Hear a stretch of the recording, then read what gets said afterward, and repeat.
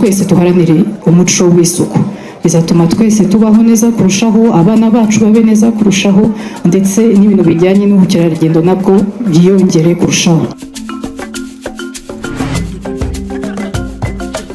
Ibyo twakoze mwabibonye, ruriya rwari urugero, ntabwo ari ryo herezo.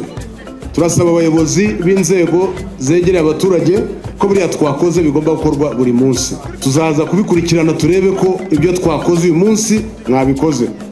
Icya kabiri ni uko turasaba abantu bakora ubucuruzi hano, abakora ibikorwa by'ubucuruzi bagomba kurangwa n'isuku. Abamotari ko twakoranye umuganda uyu munsi, tujyanemo tugumanemo mu kudutangira ubutumwa, kuko uko mutwaye abantu mwumva byinshi, sibyo?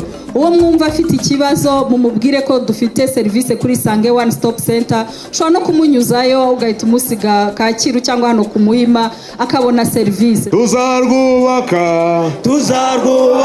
abana b'Abanyarwanda, tugera paradizo isi yose, tuzarwubaka abagabo